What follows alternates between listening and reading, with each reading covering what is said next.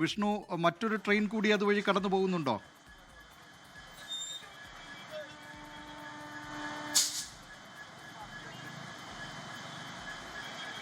ഇപ്പോൾ കളമശ്ശേരിയിൽ അവിടെ രണ്ടാമത്തെ ട്രാക്കിലൂടെ ഒരു ട്രെയിൻ കടന്നു പോകുന്നുണ്ട്. അത് ഏത് ട്രെയിനാണ് എന്നത് സംബന്ധിച്ച വിവരം ലഭ്യമായിട്ടില്ല. ഒരു ട്രെയിൻ അതുവഴി കടന്നു പോകുന്നുണ്ട്. മെമു ആണോ എന്നുള്ള സംശയമുണ്ട്. അത് ഈ പാലക്കാട്ടേക്കുള്ള മെമു ആണോ എന്നുള്ള കാര്യത്തിൽ അതേതായാലും അക്കാര്യത്തിൽ ഒരു തീർച്ച വരുത്തേണ്ടതുണ്ട്. ഇപ്പോൾ ഏതായാലും ആ രണ്ടാമത്തെ ട്രാക്കിലൂടെ ഒരു ട്രെയിൻ കൂടി കടന്നു പോവുകയാണ്. വിഷ്ണു സുരേഷ് അവിടെ നിന്ന് ചേരുന്നു തത്സമയം. വിഷ്ണു, ഇപ്പോൾ ഏത് ട്രെയിനാണ് കടന്നു പോകുന്നതെന്ന് അറിയാൻ കഴിയുന്നുണ്ടോ? മറ്റൊരു ട്രെയിൻ ഇപ്പോൾ രണ്ടാമത്തെ ട്രാക്കിലൂടെ കടന്നു പോവുകയാണല്ലോ.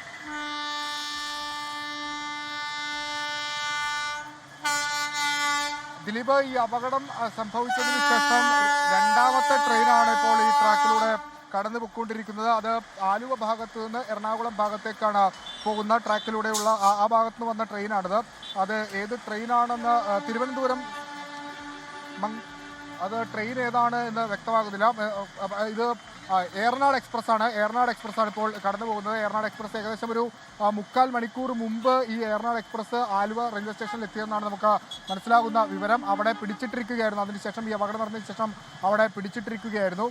ഇപ്പോൾ ഈ രണ്ടാമത്തെ ട്രാക്കിലൂടെ വന്ദേ ഭാരത് ഇവിടെ നിന്ന് അങ്ങോട്ടേക്ക് പോയ ശേഷം മാത്രം ഒരു അരമണിക്കൂർ കഴിഞ്ഞ ശേഷം മാത്രമാണ് ഈ ഏറനാട് എക്സ്പ്രസ് ആലുവയിൽ നിന്ന് ഇപ്പോൾ യാത്ര തിരിച്ചിരിക്കുന്നത്. അത്രയും ഡിലേ സംഭവിക്കുന്നുണ്ട്. 3/4 മണിക്കൂറോളം ഓരോ ട്രെയിനുകൾക്കും ഡിലേ സംഭവിക്കുന്നുണ്ട്.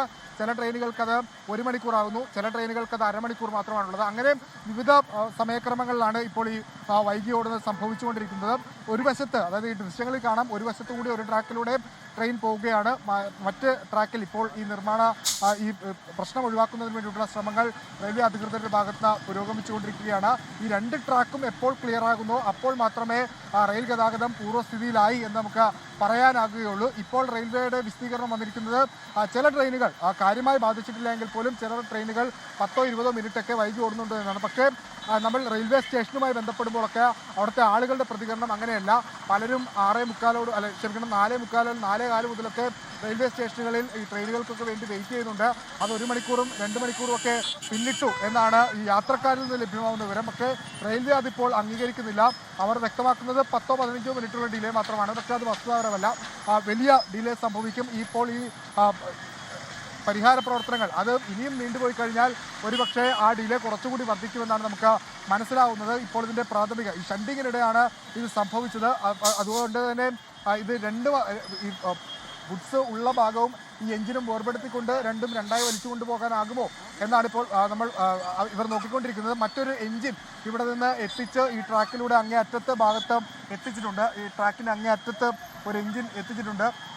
അത് ഉപയോഗിച്ചുകൊണ്ട് വലിച്ചുകൊണ്ട് പോകാനാകുമോ എന്നാണ് ഇപ്പോൾ ശ്രമിച്ചുകൊണ്ടിരിക്കുന്നത്. പക്ഷേ അതിൻ്റെ പൂർണ്ണസ്ഥിതിയിലേക്ക് ഇതായിട്ടില്ല. കാരണം ഇത് ഈ തിട്ടയോട് ഭാഗത്തേക്ക് ചേർന്നിരിക്കുകയാണ്. അതായത് ഈ മൺതിട്ടയോട് ചേർന്ന് സ്റ്റക്കായിരിക്കുകയാണ്.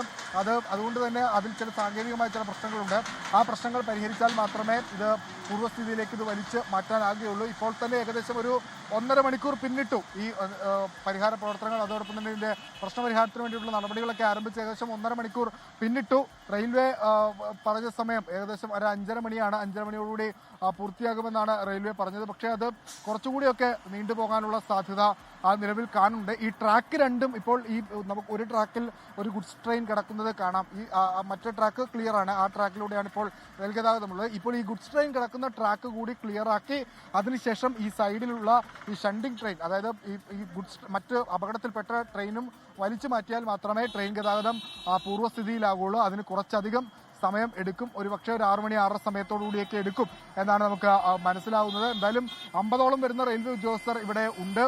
റെയിൽവേ പോലീസ് ഉദ്യോഗസ്ഥരുണ്ട്. ഒരു ട്രാക്കിലൂടെ ഗതാഗതം നടക്കുന്നത് കൊണ്ട് തന്നെ അപകടങ്ങൾ ഒഴിവാക്കുന്നതിന് വേണ്ടിയിട്ട് വളരെ ശ്രദ്ധാപൂർവമാണ് കാര്യങ്ങൾ ചെയ്യുന്നത്. ഒരു ട്രെയിൻ ഇവിടുന്ന് പോയി ഏകദേശം അരമണിക്കൂറിന് ശേഷം മാത്രമാണ് മറ്റ് ട്രെയിനുകൾ, അല്ലെങ്കിൽ അരമണിക്കൂർ മുതൽ 3/4 മണിക്കൂർ വരെ ഡിലേ ഉണ്ട്.